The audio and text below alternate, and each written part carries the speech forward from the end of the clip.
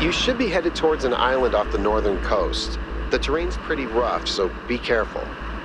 The island has another island attached to it.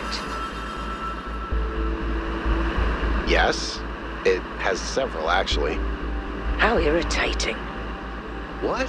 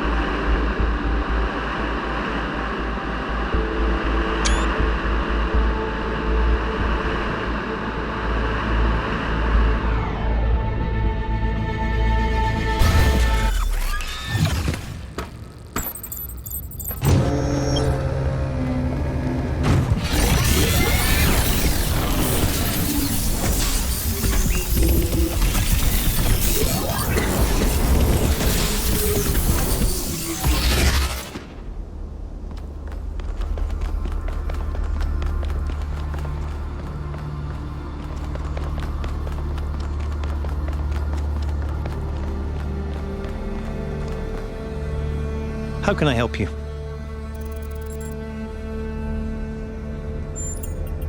Then at least we may be able to find out what happened in New Jerusalem, why she came here. But I don't think she left the island. I think she's still here, waiting for us to make the right choices.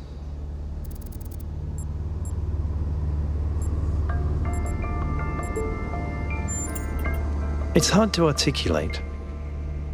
There just seems to be so much intent here. There has to be a reason for all this. And Athena is the only reason that makes sense. I think every single human being is completely unique, and every instance of consciousness is a miracle. The more of us there are, the more alive the universe is. And the more we all interact with each other, the more complex the life of the universe becomes. So I believe that people are a fundamental good. I don't believe we're all flawless, but I think every one of us matters precisely because nothing else does. Okay? How many robots does it take to change a light bulb? Replacing a light bulb is a waste of resources, and the founder would be outraged.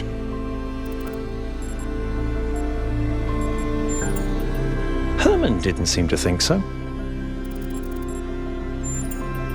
Could be, yes, of course. All technology has the potential to be misused, from fire and the wheel to whatever makes these particle clouds. But that doesn't mean it has to be. In the principle of it, no. It's not just that I believe humanity is fundamentally good, although I do. It's that I think sentience is the foundation of everything else. What's the point of stars and galaxies, of hills and forests, without someone to perceive them? But my faith that we can actually grow up, that we can break out of these loops and take control of our destiny, that's something I struggle with every single day. Herman, honestly, I think he makes people feel safe. The world beyond our walls is frightening. Human history is full of failures and disasters. It's easy to look at that and recoil. Herman offers a vision of the future that feels contained, manageable. Это лишь мечта, жизнь — это всегда борьба. I don't think I fully agree. I think someday, maybe, life could be less of a struggle than it is now. But to achieve that will take a great deal of work. We will have to build the systems that make a better world possible. Because they refused to grow up. They refused to take control of their lives. They let bureaucrats and financiers determine their destiny, and those people could not think beyond themselves, beyond the tiny, insignificant moment they were trapped in. Their technology could have saved them, but what really failed them was their imagination.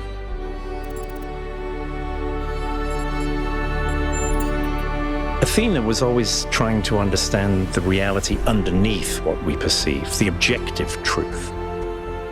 That's why she was capable of leaving the simulation. And even after she was free, she never stopped trying to understand more.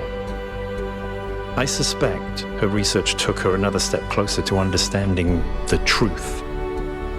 And such steps always challenge our conception of the universe. But that's the wonderful thing about science. We can adapt our views to the evidence.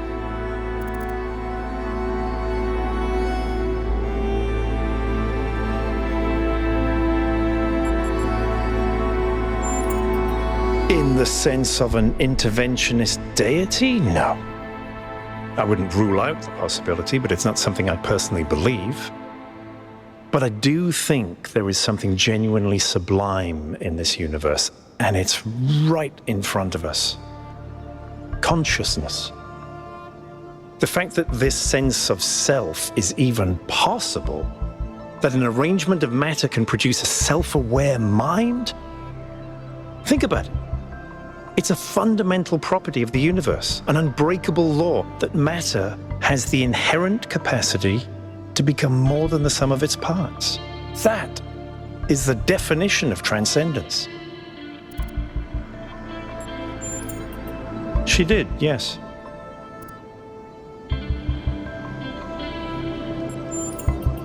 Some people in New Jerusalem choose to live in family units, although usually that involves marriage or equivalent ceremonies, not having children.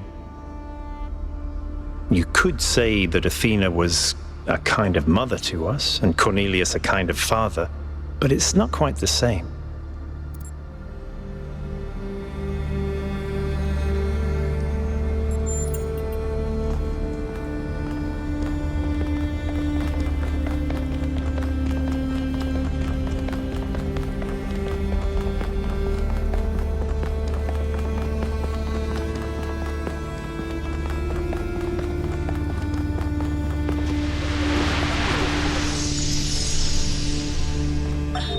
I wonder what it was like when the ancients were still here.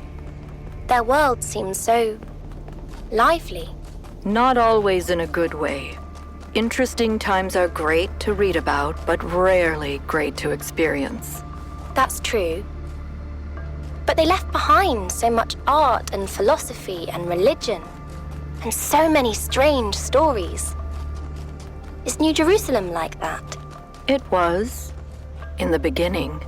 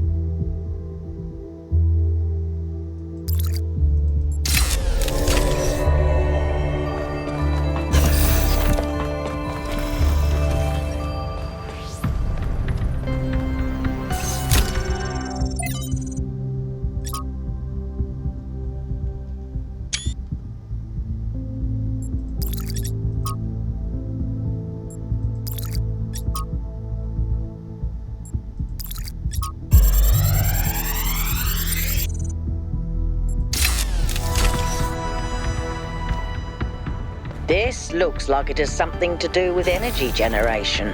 Am I reading this right?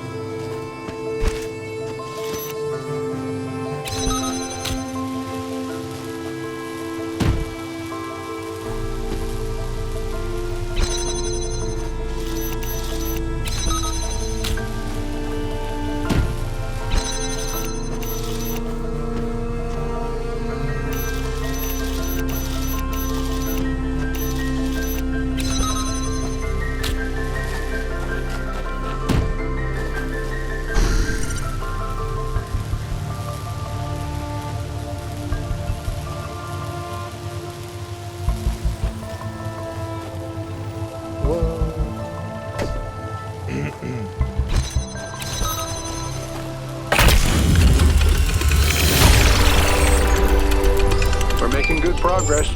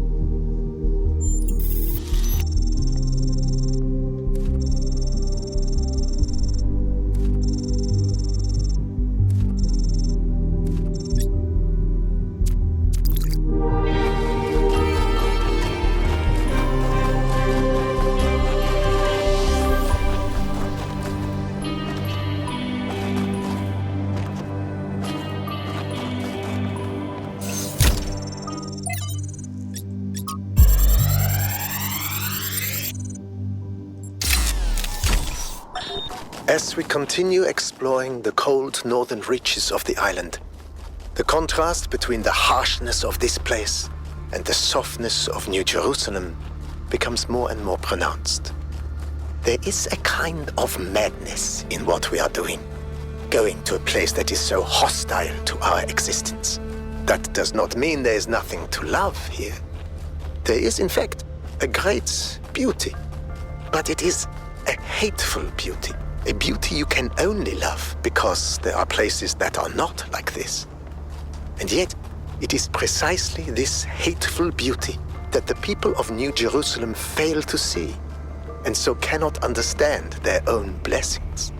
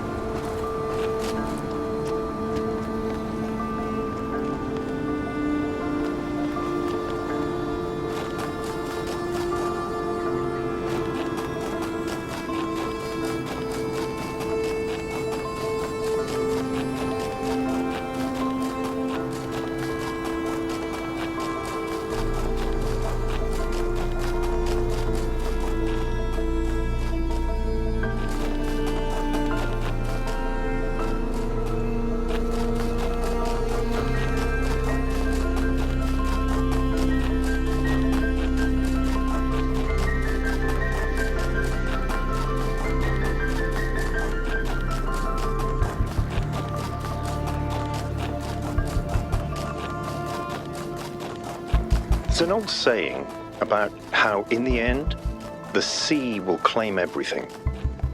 I have no doubt that this is true. In the long history of the human species, entire regions have disappeared under the waves. Places like Beringia and Doggerland still echo in our cultural memories. But we shouldn't forget that life began in the sea. We are the children of the sea. And it's not through floods and ruin that the sea will claim everything, but through us.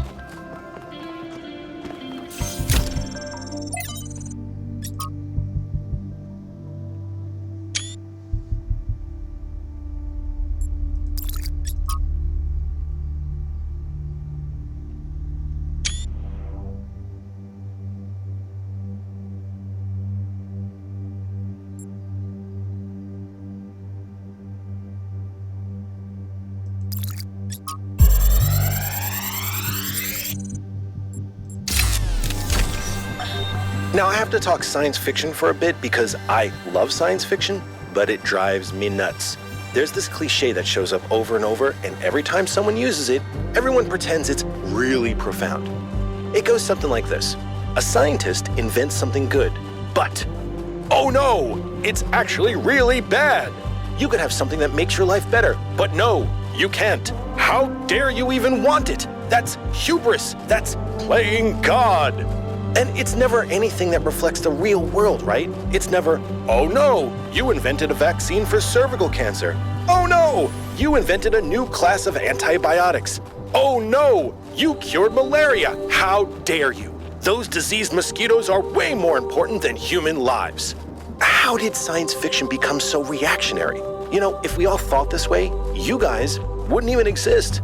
At least Alex agrees with me. She has good taste.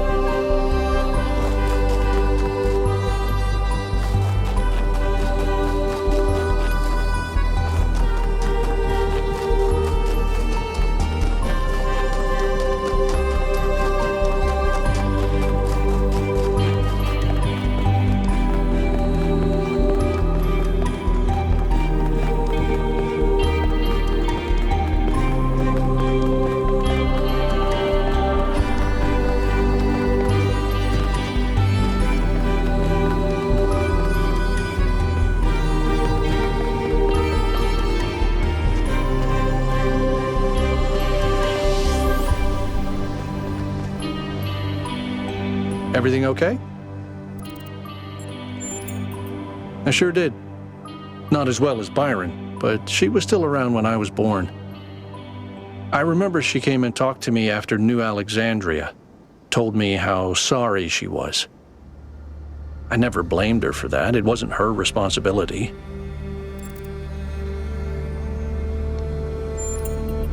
A lot busier than it is now. My most defining memory is that it was extremely noisy, because something was always being built. Got annoying after a while. For some reason, we'd convinced ourselves that New Jerusalem wasn't enough, that we needed another city. We thought it would be easier the second time around.